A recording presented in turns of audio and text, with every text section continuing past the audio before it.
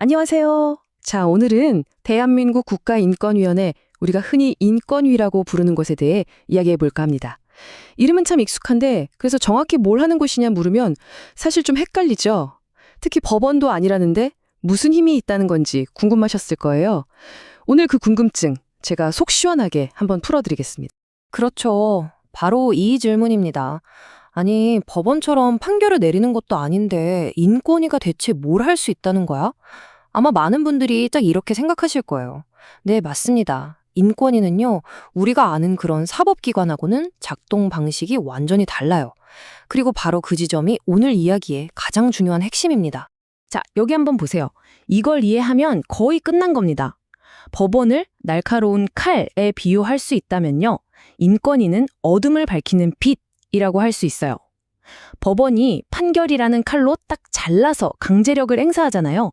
근데 인권위는 그게 아니라 빛을 쫙 비춰서 숨겨져 있던 문제를 드러내고 그걸 기록하고 이쪽으로 가야 합니다 하고 방향을 알려주는 역할을 하는 거죠.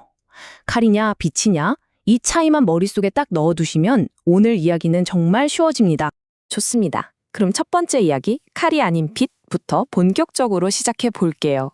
이 빛이라는 게 대체 구체적으로 뭘 의미하는 건지 한번 제대로 파고 들어가 보죠.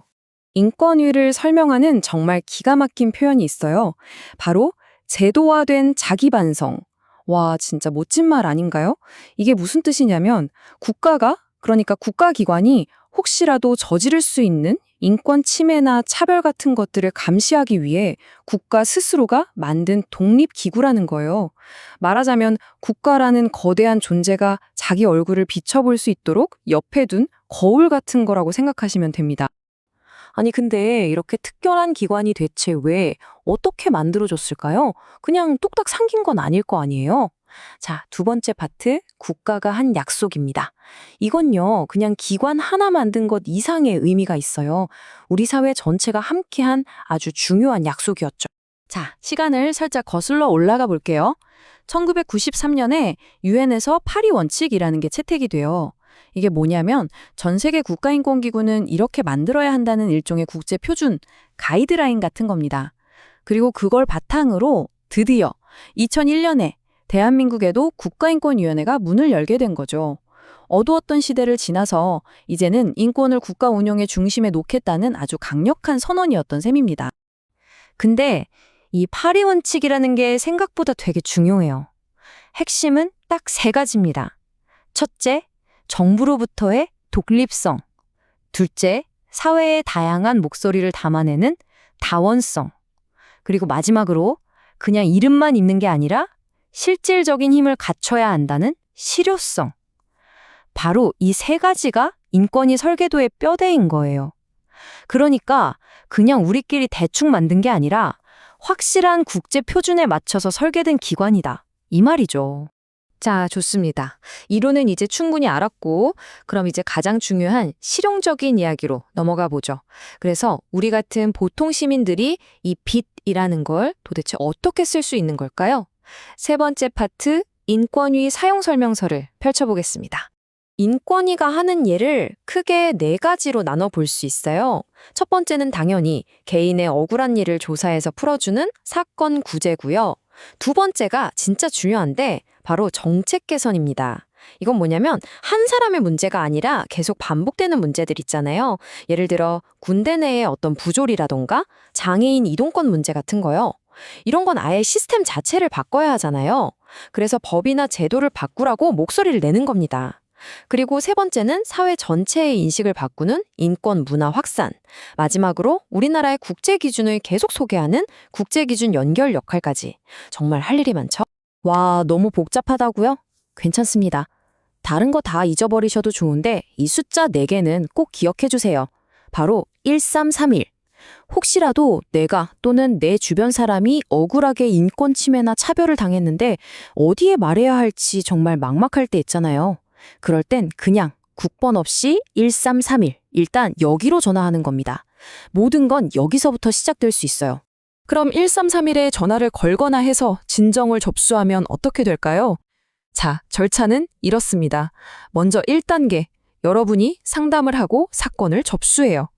그럼 2단계로 인권위가 이게 진짜 사실인지 조사에 들어갑니다. 그리고 3단계, 조사한 내용을 가지고 위원회에서 이게 인권 침해가 맞는지 아닌지 심의를 하죠.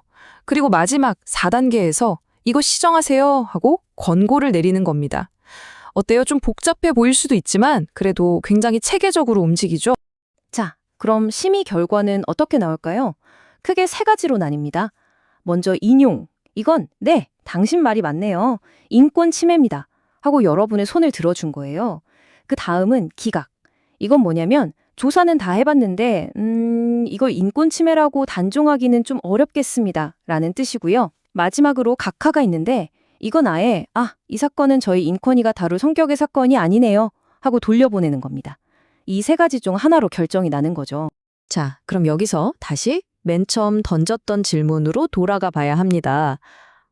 알겠어요. 권고를 내리는 건. 근데 거기에 법적인 강제력이 없다면서요. 그럼 이 빛이라는 게 대체 무슨 힘이 있다는 걸까요? 네 번째 파트, 바로 빛의 힘과 한계에 대한 이야기입니다. 와, 이 비유가 정말 모든 걸 설명해 줍니다. 인권위는 주식 투자에서 손절매와 같다. 여러분, 손절매가 뭐죠? 당장 돈을 벌게 해주는 건 아니잖아요. 오히려 손해를 확정짓는 거죠. 하지만 왜 합니까? 더 크게 망해서 아예 깡통 차는 걸 막으려고 하는 거잖아요. 시스템 붕괴를 막는 거죠. 인권위가 바로 그런 역할이라는 거예요. 국가 권력이 막 폭주해서 우리 사회 전체가 위험해지는 걸 막는 우리 민주주의의 최후의 손절매 라인, 최소한의 안전장치라는 겁니다. 그럼 이 빛의 힘은 언제 가장 세질까요? 언제 그 빛이 가장 밝게 빛날까요? 바로 언론과 우리 같은 대중의 관심, 즉 여론이 집중될 때입니다. 해당 기관이 이거 여론이 안 좋은데 하고 평판이 깎이는 걸 두려워할 때, 그리고 명확한 법이나 국제 기준이 딱 받쳐줄 때 그 힘은 정말 어마어마해집니다. 결국 무슨 얘기예요? 이 빛을 더 밝게 만드는 건 다른 누구도 아닌 바로 우리들의 관심이라는 거죠. 자, 드디어 마지막 파트입니다. 어쩌면 지금까지 이야기한 모든 것들 중에서 이게 인권위의 가장 중요하고 또 가장 강력한 힘일지도 모릅니다. 바로 기록이 남는다는 것의 의미입니다. 이 문장 한번 보세요. 정말 여기에 인권위의 모든 것이 담겨 있는 것 같습니다. 인권위는 당장의 승리를 보장하는 곳이 아니다. 국가 권력은 대체 어디까지 허용되는가? 그 경계선을 쉬지 않고 기록하고 쌓아 나가는 것이다. 와, 그러니까 눈앞에 승패에 일희일비하는 게 아니라는 거예요. 이건 훨씬 더 긴 호흡의 작업, 우리 사회의 기준선, 상식의 선을 계속해서 그려나가는 일이라는 거죠. 네, 바로 이겁니다. 설령 인권위의 권고가 지금 당장은 무시당할 수도 있어요. 하지만 그렇다고 그냥 끝나는 게 아닙니다.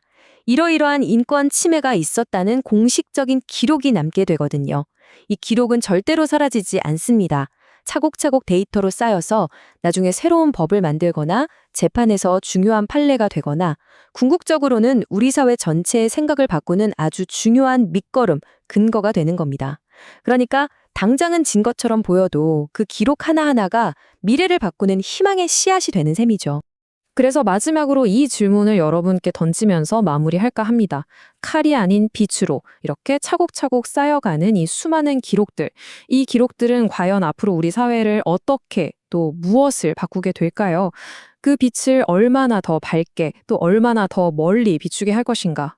그 힘은 어쩌면 이 이야기를 듣고 있는 바로 우리들의 손에 달려 있는지도 모르겠습니다. 들어주셔서 감사합니다.